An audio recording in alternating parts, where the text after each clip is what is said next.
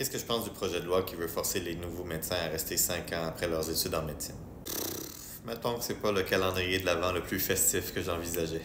Puis là, vous êtes peut-être chez vous, puis vous vous dites, ben voyons, Joseph, tu peux pas être contre ça, là. Et je sais que vous avez en tête l'image d'un étudiant en médecine qui fait 5 ans d'études en médecine, qui va faire sa résidence en médecine de famille, 2 ans, puis que là, la première chose qu'il fait, ben, c'est aller injecter du Botox dans une clinique privée, par exemple.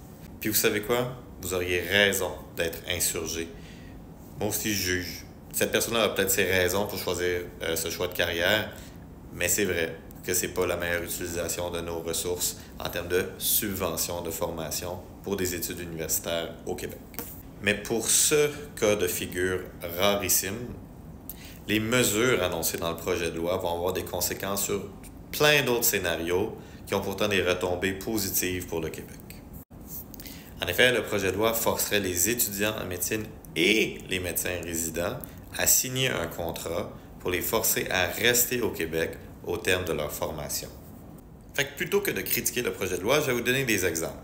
Pour empêcher le jeune gradué en médecine d'aller injecter du Botox à la fin de sa résidence, on empêcherait une docteure Joanne Liu, qui est en fin de résidence pédiatrique, est allée se surspécialité en urgence pédiatrique à New York, qui s'est affiliée à Médecins sans frontières, qui est allée au bureau à Paris, qui a fait des missions internationales, qui est devenue présidente de Médecins sans frontières et qui offre un rayonnement incroyable pour le Québec et qui est revenue pratiquer maintenant à Sainte-Justine ici au Québec. On se priverait d'un docteur David Saint-Jacques, l'astronaute, qui a gradué en médecine de famille en 2007 de McGill. En 2009, a été pris dans le programme canadien d'astronautes, puis qui a déménagé à Houston où il a gradué de la NASA en 2011. On se priverait de tout le rayonnement d'étudiants en médecine et de médecins québécois qui vont à l'étranger pour acquérir des spécialités de pointe et qui vont faire rayonner l'éducation du Québec, la qualité de notre formation au Québec, pour attirer d'autres candidats étrangers chez nous.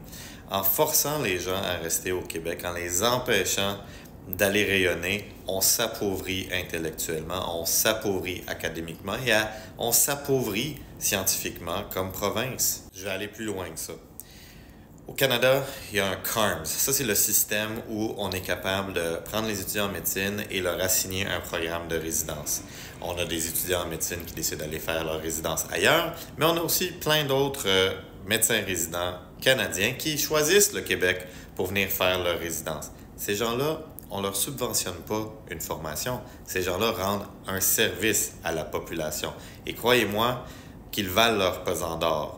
La quantité et la qualité des services fournis par les médecins résidents dans le système de santé québécois vaut de loin plus que les salaires qu'on leur donne.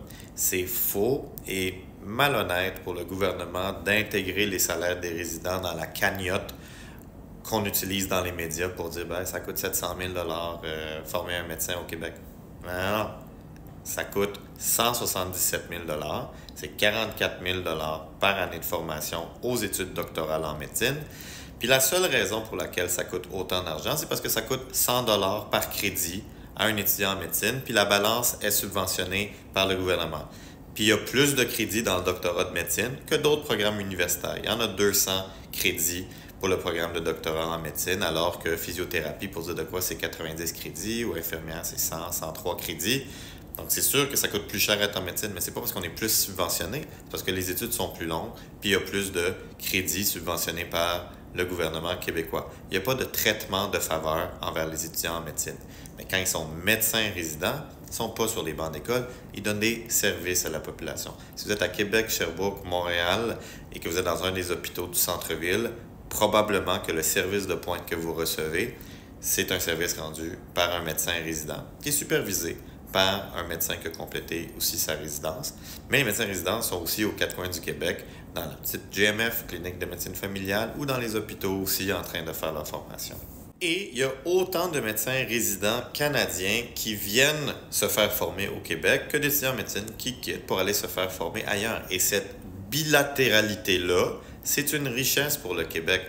Il y a quelque chose que j'aime pas qui s'appelle le inbreeding. Ça, c'est croire que si on garde toujours le même monde entre nous, là, on est capable de s'améliorer. Dans les familles, là, on s'entend-tu que vous voulez pas marier votre cousine puis juste faire des enfants chez vous? Regardez les Targaryen, ils ont fait ça puis ça n'a pas été très très bon pour ceux qui écoutent House of the Dragon puis Game of Thrones. Le point étant que malgré tout ce qu'on fait de fantastique au Québec, bien, il y a une richesse à aller voir ailleurs et à avoir des idées de l'extérieur également en ayant des candidats qui viennent chez nous au Québec. Mais ce projet de loi met une roue dans l'engrenage, du sable dans l'engrenage en bloquant complètement cette possibilité-là académique. Fait qu'à ceux qui croient que c'est une bonne idée, c'est parce qu'on n'a pas mesuré l'ampleur des dommages collatéraux. Il y a plein de gens qui vont pas vouloir venir se former ici au Québec. Et là, vous allez vous dire, ouais, mais c'est pas grave, les étudiants en médecine vont rester ici. Mais ça va faire du inbreeding. C'est pas bon, ça, à long terme, pour la richesse de notre science et la richesse de notre culture médicale. Puis moi, j'ai d'autres questions. Le médecin résident qui finit sa neurochir, sa chirurgie cardiaque, sa chirurgie orthopédique, sa médecine interne, sa cardiologie, puis qu'il n'y a pas de PEM au Québec. Un PEM, c'est le droit de pratiquer au Québec avec un poste vacant. Mais s'il n'y a pas de poste vacant pour lui parce que le marché est saturé, il n'y a pas de plateau technique, bien, il faut qu'il s'en aille. On va le faire forcer à rester, mais on n'a pas de job à lui donner. Fait qu'on va lui imposer des pénalités, mais on n'a pas de job à lui donner. Ça marche pas. Bon, ils ont juste à pas aller se former en médecine, qu'ils fassent autre chose. Il manque d'infirmières, il manque de physiothérapeutes. Fine. Ben, c'est drôle, eux autres, ils n'ont pas de contrat pour rester dans le réseau public et de rester au Québec. Pourtant, il y a une pénurie là-dedans. Pourquoi est-ce qu'on a ciblé seulement les médecins? Ben, je vais vous le dire. Parce qu'on est en année électorale, puis c'est vraiment le fun de casser du sucre sur le dos des médecins, ça fait gagner des votes, je pense. Mais le principe, moi j'y crois. Moi je suis un produit du système de santé publique. Vous me connaissez depuis assez longtemps sur TikTok pour savoir que j'arrête pas de vanter l'importance d'un système de santé publique. Puis j'ai fait plein de vidéos critiques sur le privé. D'ailleurs, j'ai fait une longue tirade sur la loi 15 qui ouvre grand les portes au privé. Puis là, c'est un petit peu hypocrite qu'on dise « Ouais, mais les médecins ne peuvent pas aller pratiquer au privé. » Ben d'abord, pourquoi est-ce qu'on a fait un projet de loi qui ouvre grand les portes au privé? On pensait bien que ça prendrait des médecins pour aller travailler là-dedans. Puis là, c'est rendu très, très, très mal d'aller travailler au privé. Ben, il faudrait peut-être être cohérent avec nos projets de loi. Qu'en pensez-vous? Mais moi, je suis pro-public, là. Je vous l'ai dit, je le répète. C'est juste que je regarde l'Ontario, qui veut le même résultat. Ben, eux, ils se sont dit « Ah non, c'est pas encore gratuit leurs études. Fait qu'on va leur payer toutes leurs études. » Parce que là, en ce moment, un étudiant en médecine va payer à peu près 10 000 $ par année, incluant les livres, les droits de scolarité et tout ça, pour se faire former en médecine. Fait que pendant 4 ans ou 5 ans, s'ils font la pré-med. Ça coûte cher quand même pour un étudiant. Mais c'est pas gratuit. L'Ontario a dit, nous, on vous rembourse tout ça. Ça va coûter 0 $ en échange. Restez en Ontario et devenez médecin de famille. Ils ont des problèmes de rétention en médecine de famille. Mais eux, ils ont choisi la carotte, pas le bâton. Puis savez-vous quoi? Je suis pas mal sûr qu'ils vont avoir beaucoup de succès. Je suis pas mal sûr qu'au Québec, si on disait, voici un contrat que vous êtes libre de signer ou pas, on va tout vous payer, on veut vous garder, on va rendre un système de santé publique fort et engageant et vous ne serez pas cynique, vous allez vouloir rester, mais on va tout vous rembourser, ben il y a plein de gens qui signeraient, puis il y a plein de gens qui resteraient. Puis on leur dirait, là, allez vous former ailleurs, faites juste revenir.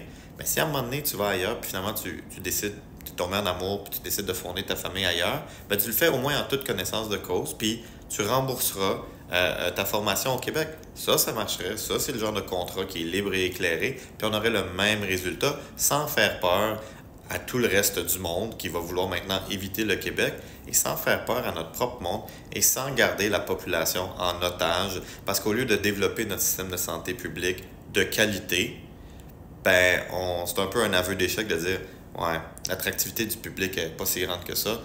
On va les empêcher de quitter le Québec, puis on va les empêcher d'aller au privé. » Ça, c'est tenir la population en otage. Puis ensuite, on leur demande d'être reconnaissants pour avoir été tenus en otage. Je pense pas que ça marche. Fait que j'ai toutes ces questions-là pour le gouvernement. J'ai ces questions-là pour vous. Puis à la fin, on veut toutes la même chose. C'est dans le comment, je pense. N'oubliez pas de me suivre pour plein d'autres questions dans mon calendrier de l'Avent médical.